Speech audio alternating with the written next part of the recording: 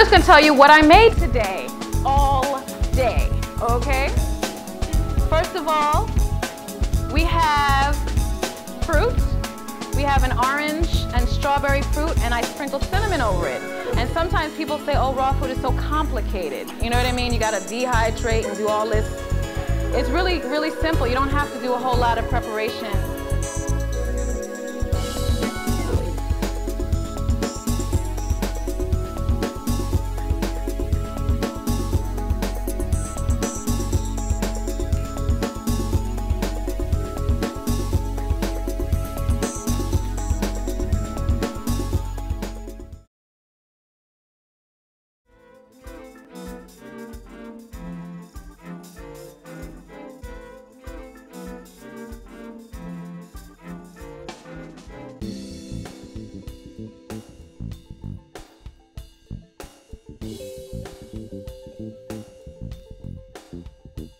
Thank you for coming to the Yaba Pot. We are here today to learn about some basic raw food techniques with Tanya and Liz, who just completed the 21-day raw food challenge.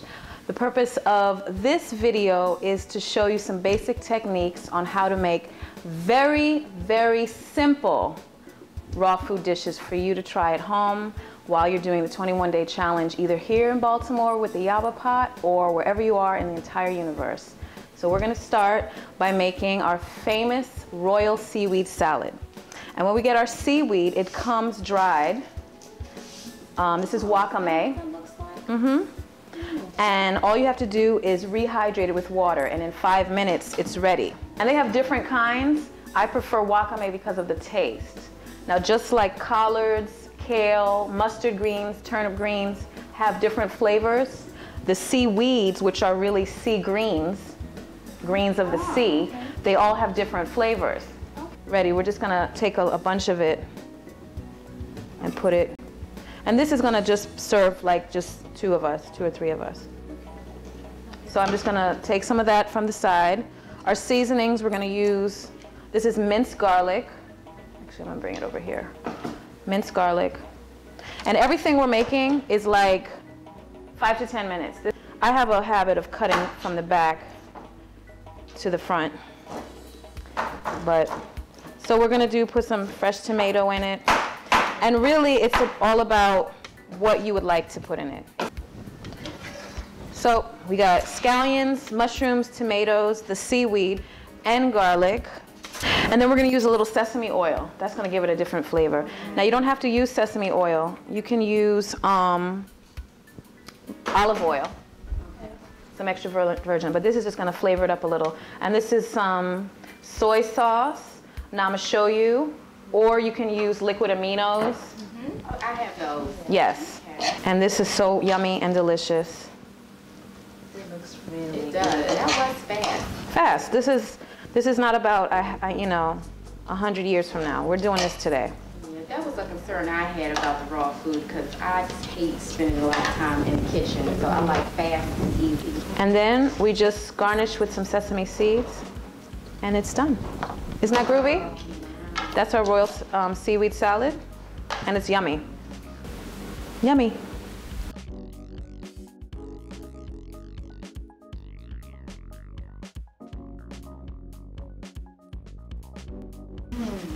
This is delicious. This is really good. Dates this evening are natural. They are 100% palm fronds that have been pressed into the shape of plates.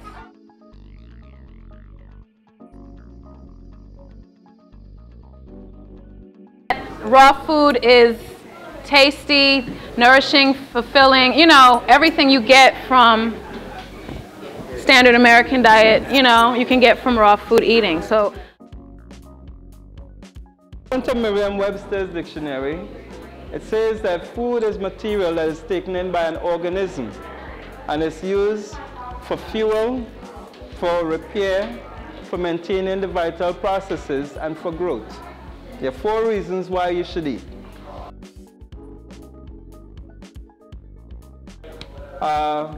Super Bowl, right? Or let's think about the Super Bowl game. What normally happens in most families?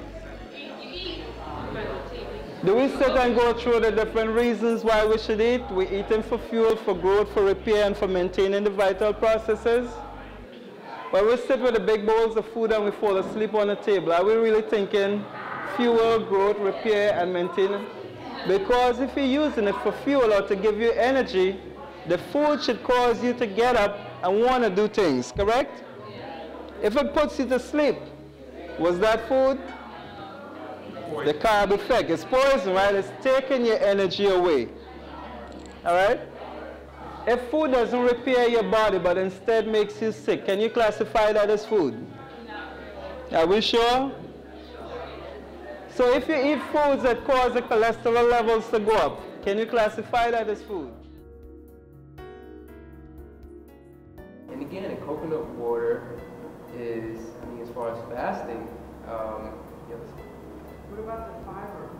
the fiber, I mean, between that, and, I mean, there's some islands where there's just coconuts. I mean, you have no choice. So the inside of the coconut. So the inside of the coconut, I mean, that provides, I mean, that's why, you know, like coconut oil has exploded in the last few years. I mean, from the work, Bruce Fife, who's been the main researcher, he has a number of books on the benefits of coconut oil. And, you know, again, that's where the, you know, that's our food. You know, the coconut oil, between that, the fiber, I mean, we can live on coconuts.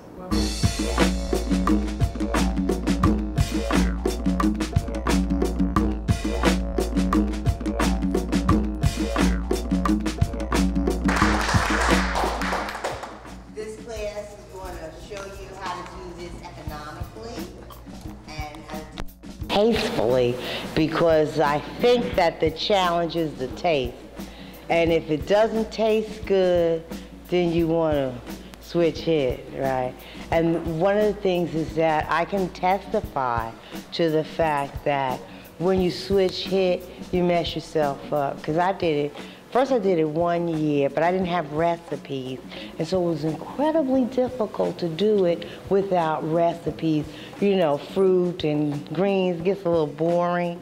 But it was excellent for your body. Actually, it's like when you come back to hear Doug Graham talk, you'll hear about that's when you really arrived, when you can do that sort of thing. And it's because this diet is so powerful that God has given you everything that you need to sustain yourself. And what you got to do is know it. So the way this is just so easy that you could do it, you could do this with your eyes closed. I'm going to put in tomatoes. Right? I'm gonna add some sun-dried tomatoes to it. You can even take your own tomatoes if you have a dehydrator and start dehydrating your tomatoes. For a little in here. That was basil, sorry. That was basil. Yeah, basil, oregano would work well with this particular soup also. This is like, this is almost like one of my staples for the winter. So I would normally cut up four cloves. So I'm gonna say that's 4 cloves, okay? And then I'm gonna put a little cayenne in this because I like taste. It's not gonna be hot, it's gonna be just a kick, you know, give it a little kick. And I'm gonna add a little agave. And a lot of times I would use dates, and probably when I give you the recipe, I would give it to you with dates. But I was running, I don't have dates. So, and I don't know where the top is, that's another little thing. And just for salt taste, we're gonna use a little soy sauce.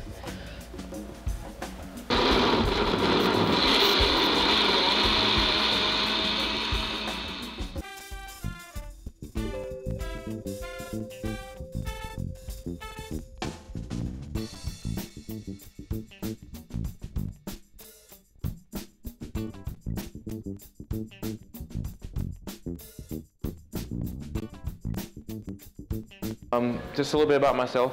I was originally diagnosed with type 1 diabetes November of 2005. I was hospitalized with a blood glucose level of about 1,200 milligrams per deciliter. They haven't seen anyone with blood sugars that high. Luckily, I didn't go into a coma, but typically, over 500, 600, you are more likely to go into a coma. But you know, this is a progressive disease. It's going to be with you for the rest of your life, and you're going to be on insulin for the rest of your life. At that point, it really threw me for a loop because, you know, I always felt that I could overcome things. And to hear that there's nothing you can do about it, just kind of, it makes you feel defeated, and you kind of don't want to do anything about it. And within the following week, I was flying out to Patagonia, Arizona to participate in a 30-day raw food challenge. I'm going to show you a film as far as what we've gone through over those 30 days, and I'll talk to you about my experience, as well as helping, if any of you are diabetic or know anyone who's diabetic, how to reverse their diabetes. Because the problem that I come across when I work with physicians, they don't believe that this is possible. So if you don't believe it's possible, you can't show other people how to do it.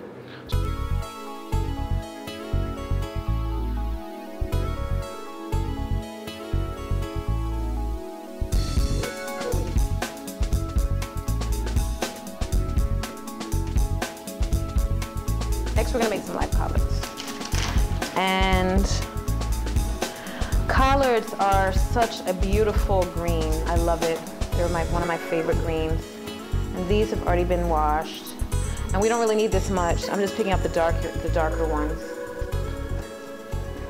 And this will serve about 2 to 3 is what we're shooting for, probably more. So basically what I do is I just take the collards, they're washed and dried out, and then I just roll them, and this is the easiest way to cut collards. And then we're gonna do it as fine as we can, because this helps break down the coarseness of it.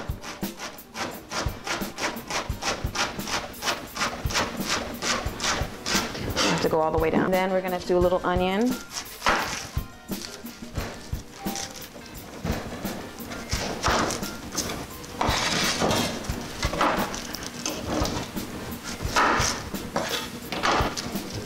The important thing is having a sharp knife, because if you don't have a sharp knife, it's just, you're gonna be here all day and it's not gonna be fun, you know? So, knives, good knives, and a good knife sharpener, because even if the best knife gets dull. So with this amount, I don't need all this onion, I'm just gonna do like a quarter of this whole big onion. I guess that would be me measuring, just because I say I don't need to put that much. And we're gonna try to go, that's it. So we're gonna do onion, and the tears are popping off. Woo, onions are strong. A little garlic. I love garlic. And we're gonna use some extra virgin olive oil. Now, does it matter what type of oil was Better? Yeah. Extra virgin olive oil is the one we want to use the most for the raw food movement, because this is some sea salt. Because it's not been heated or processed, you know, it's the best one for it. Now, in terms of sweeteners, we're going to put some maple syrup, and it gives it a nice flavor. A lot of people tend to use agave nectar, raw agave nectar. But I actually like the flavor of maple syrup. It's not 100%, it's not raw at all, but it is a sweetener, and I think the amount of collards that you're eating raw compared to the maple syrup to enhance the flavor balances. So that's kind of like my philosophy on that. Do you use grade B? When I can get it, yes. Absolutely. Grade B is the better. In fact, I was doing the master cleanse. Yeah. Grade B is better. I'm not Grade B. Grade A would be what? Yeah, Yes. It's funny because that's just not, you know, the way I was raised in the family. You don't put your hands in food, you know. Right, but you want to put your energy. Because anytime you make food for people, you want to put your vibes into it. And you always, when you're preparing food, you want to be of the mindset of pure contentment and happiness, because you want that to reflect in the food. And that's it. It's done? It's done. Oh, wow. Yep. It's just marinated collard. It's the maple syrup. And you see, the maple has a flavor.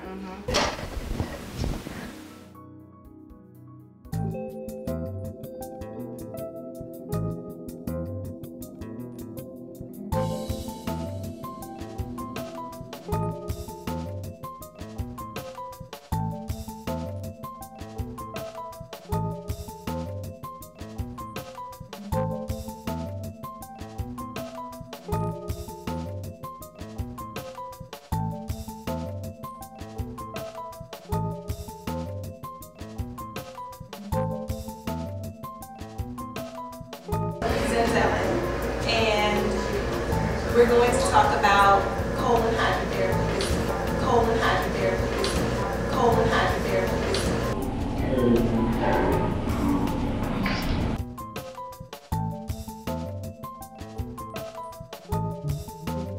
All the details of what colon hydrotherapy is, what to expect, why you should do it, who shouldn't do it, how to eat, before and after, how to prepare for colonics, so on and so forth. So it's really helpful. So definitely keep it and read through it. We're just going to highlight some of the main points, but I think it'll be a good reference for you because it's just sort of quick and easy to say, oh yeah. And the author pretty much wrote the book as a question and answer type of thing. Because people often have questions. What is it? Oh, I heard that it does this. Colon hydrotherapy is just it's like an internal washing. It's the gentle cleansing of the colon. And the colon is the large intestines, also referred to as the bowel.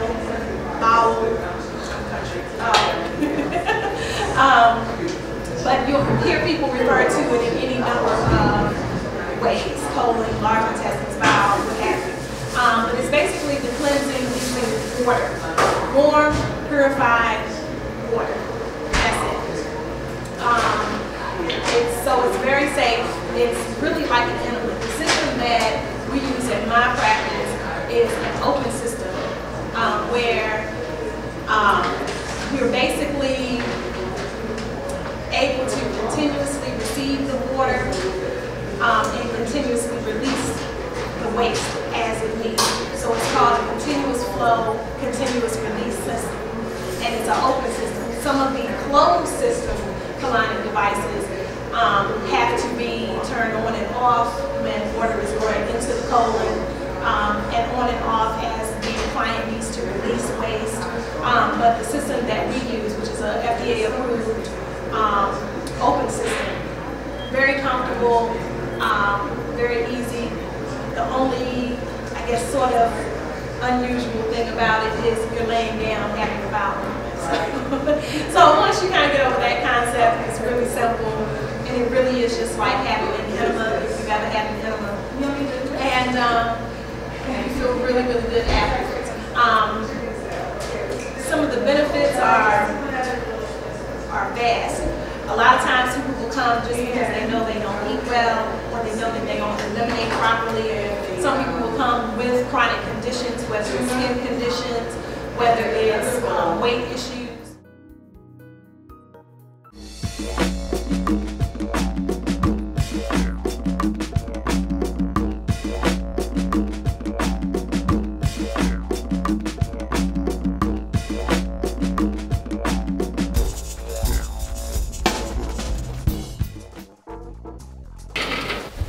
Tonight is what day are we on now? 14th day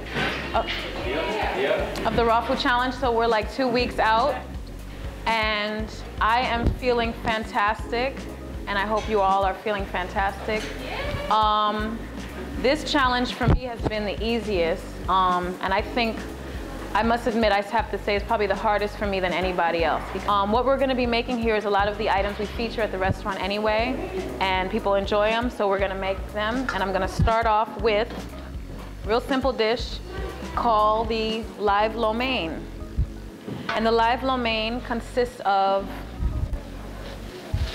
mung bean sprouts, washed and rinsed.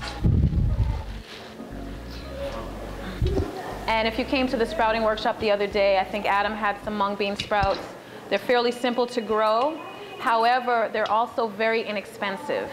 You can get them at the Asian market by the bag load, and they're like 50 cents a pound, and you know, they're light, so you can get a whole bunch for $1 something. You know what I mean? So this is a great meal for a budget that's not large. We're gonna use scallions. We're gonna use red and green pepper, purple cabbage, and some snow peas. Now, so anyway, what we're gonna do is we're gonna start off with some scallions. In fact, what I've been doing is I've been cutting them about this long now because I grow them now. So I'm gonna pull those out in a minute. But you can actually cut them all the way to the very, very end. It's not a problem. But then once someone showed me that all you got to do is take this part, put it in a cup of water, and you have more scallions. You never have to buy scallions anymore. So I got about 2 pots of scallions growing. Yeah, just keep it growing. So you're just gonna finely dice this. And they say the bear claw is how you're supposed to, but I'm trying to keep them all together, so. And I'm not a trained in any culinary art school. A lot of people ask me that. But I am a self-trained chef, and I learned how to cut just by practicing, I guess. So basically the ingredients are, and then you can also improvise with whatever you have. You can put some carrots in there. In fact, we're gonna get some carrots. I'll send for some carrots. We'll get some carrots in there. We're gonna do red and green pepper.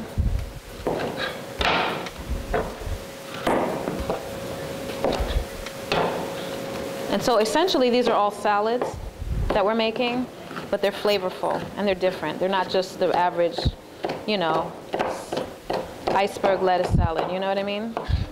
Essence brought me this mandolin, which I've had this piece of equipment for like 3 years now. So it's pretty, but it works, and it stays sharp, so. But this, you can cut everything fine, and it's faster. But I'm telling you right now, this thing will cut your hand. I've already cut the whole side of my finger off. It was a delicious dish, I could tell you, because it was a real theme. So sometimes I just am too paranoid to go down too low. Or I just go slower when I get to. Alrighty. And this dish is very pretty. One thing about raw food is it's much more colorful. The snow peas, we're just going to put them in like so. And una carota. We get the carrot. I don't peel carrots either. I don't peel anything. I hate peeling. So I'm gonna go on an angle like this.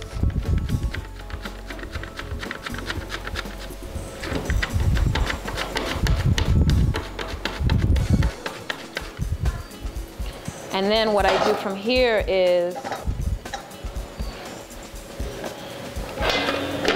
I take like a few stacks of them and I just matchstick it, or julienne is what they say. And then you just kind of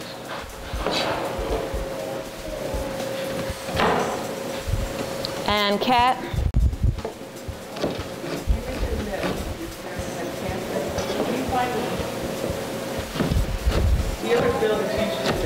So, and then you could use agave nectar or brown rice syrup or maple syrup as a sweetener. I'm just gonna put a little bit in here. And then just some minced garlic. And that's pretty much it. And then we're just gonna shred some ginger in there. And that's pretty much it. It's done. And we'll just let that sit for a little while and soak up and move on to the next thing. You know what I'm saying? Really, I'm amazed at it too. I mean, I feel like, I was having a conversation with someone today about, oh, we're gonna also garnish with a little sesame seeds, which gives it some flavor. And these are toasted. And I must admit, like the whole nutritional thing we were talking about, like those people who are ill and need to do raw food to really like take their body